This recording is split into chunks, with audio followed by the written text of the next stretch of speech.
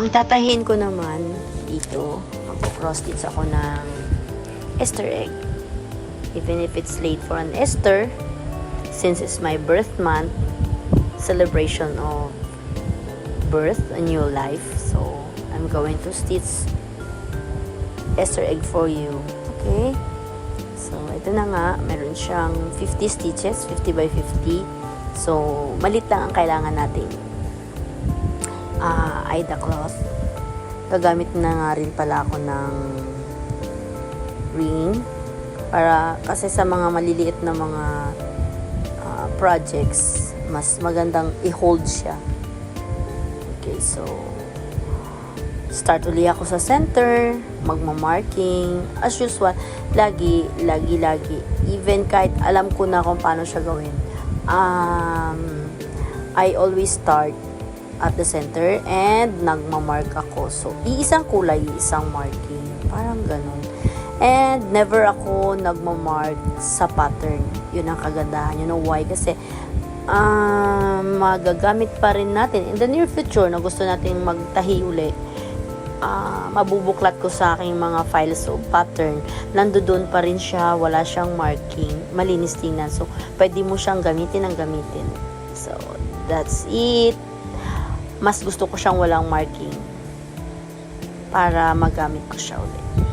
Count ulit tayo dito sa left, sa right para alam mo na hindi ka nagkakamali. And then we're going to start again. Sa mga viewers ko nga pala, mostly ang mga stitchers nagsa-start sila sa sa front ng lock. Naglalak sila sa front. And I do always start at the back. Kasi depende naman kasi yan kung saan mo gamay magtahi, mag-umpisa. So, for me, magsa-start akong mag-lock sa likod. And there, going to stitch na. And Easter egg. Easter egg yung tatahiin ko. Kasi, actually, the Easter egg, the Easter Sunday is last month pa, April. Pero since May is my birth month, it's a celebration of life. So, dito ko siya ginawa sa month ng May. And I finished this one project ko. This Easter egg for almost an hour. Like that. Saglit lang siya. Napakagandang gamitin para sa mga beginner. Napakagandang project na tahiin para sa mga beginners. Yung ganitong klaseng maliliit na mga projects. Okay. So, trivia naman tayo. Okay. The egg is an ancient symbol of new life. See? And has been associated with pagan festivals celebrating spring. From Christians' perspective, Easter eggs are said to represent Jesus' emergence from the tomb resurrection. In modern age naman, like sa mga movies, sa social media, in gaming, ang Easter egg is a message or an image or a secret feature found in digital works. It is usually hidden from the public eye until it is discovered by the player. See, marami akong napapanood niyan. Minsan sa TV, pag nanonood ka ng mga news, movies, teleserye, may mga Easter egg na naka-hide dun sa mga, minsan nagkakaroon ng mga program yung mga TV programs. Meron silang mga ganyang klaseng Easter egg secret message like that. Okay. So, sabi nga nila, Easter eggs means hidden surprise. So, parang yung anak ko pag bumibili ng mga surprise egg, ang tawag nila is surprise egg. Hindi nila tinatawag dun dun sa name talaga nung gusto nilang bilhin na, but they call it a surprise egg. Okay, and so here it is. Eggs. Eggs. Okay. Eggs are a good source of protein, both the egg whites and the yolk. They also contain healthy, unsaturated fats and are a great source of important nutrients such as vitamin B6, B12, and vitamin D. As usual, parang ako, mas prefer kong kumain ng boiled egg. Mas prefer kong kumain ng boiled egg in the morning for breakfast. Kasi, yun nga, sabi nga nila, it has a great source of important nutrients. Okay, so pag nagwe-weight loss ka din, like me, na hirap mag-exercise, hirap mag-ano ng diet, ng food, kasi syempre ba naman, pag food, sarap kumain. So, sa morning, yung alam mo wala kang ganang kumain, just an egg. Boiled egg in the morning. Okay. There are some best thing about egg that I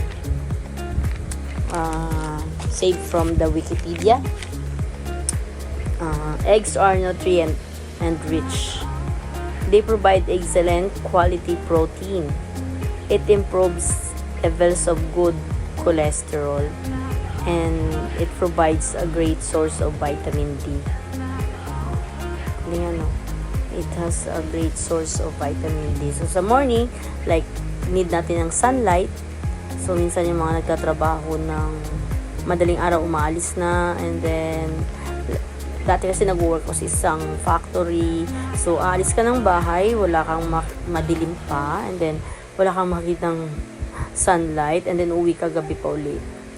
Isa sa mga need nating kainin ay ang egg. So, malaking bagay na yon para sa ating mga nagtatrabaho. Okay. Eggs are filling and help with weight management. See.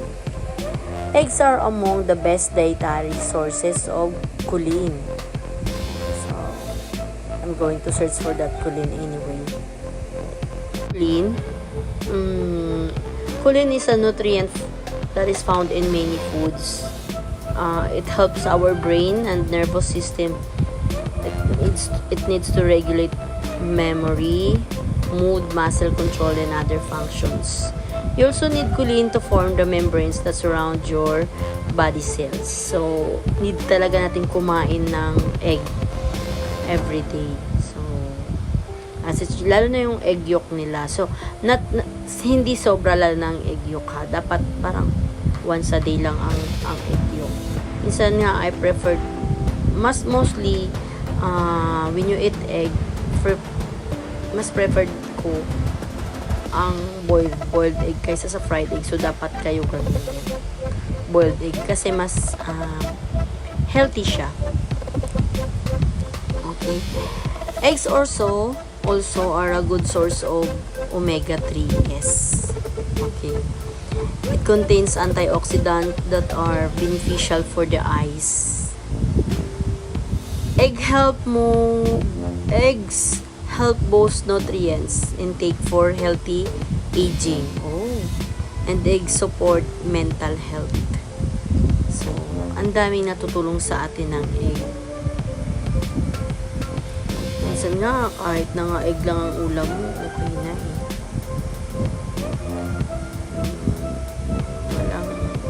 Hindi magastos.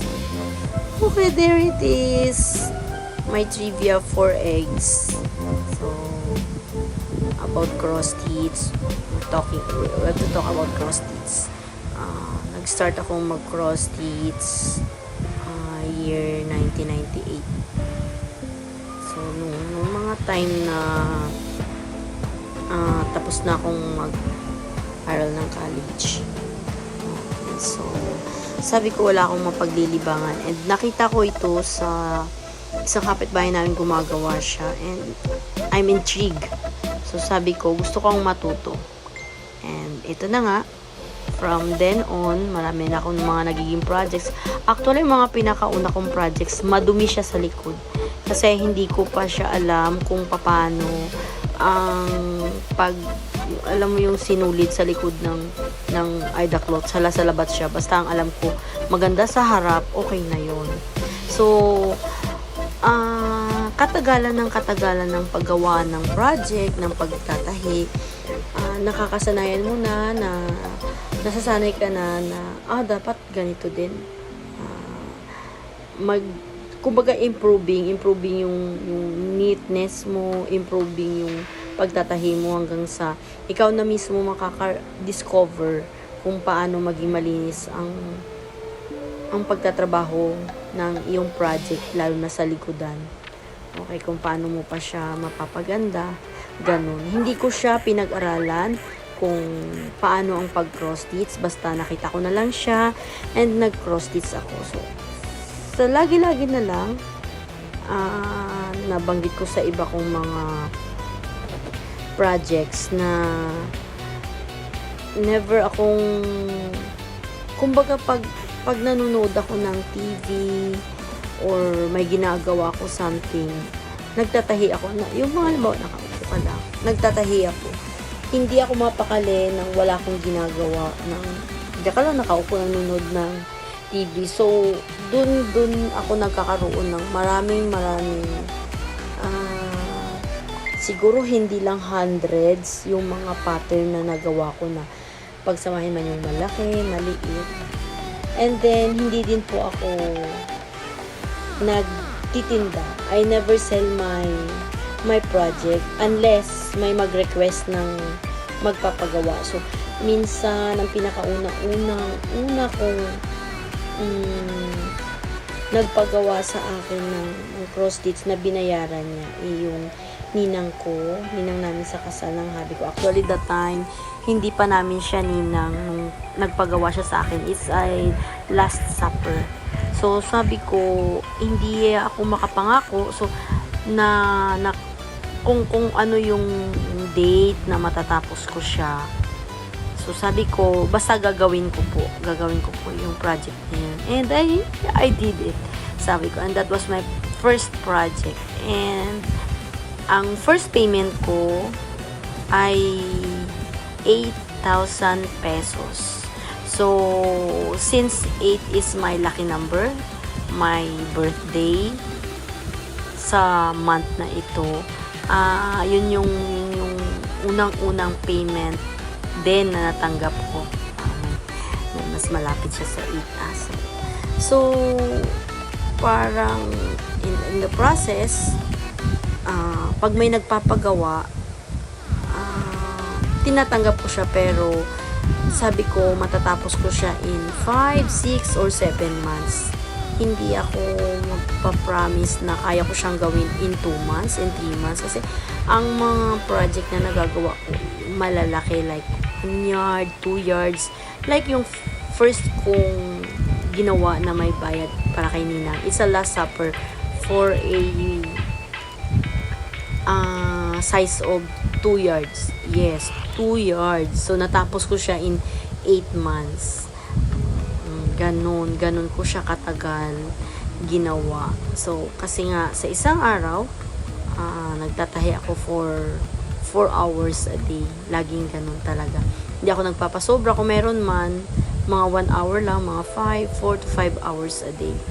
Yun, ganun. So, ito na nga, malapit nang matapos ang ating Easter egg. So, ang ganda na tingnan, cute. Pwede siyang pang gagawing pouch. Para siyang design sa isang pouch, sa isang wallet. Ang ganda niya. May butterfly din siya. Okay. Oh, I'm so in love with the colors, the flowers, and the butterflies.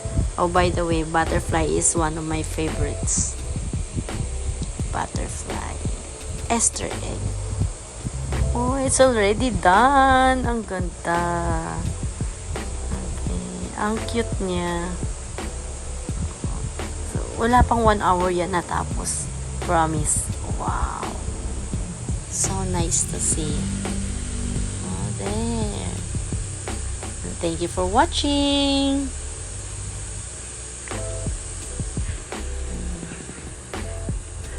Bye.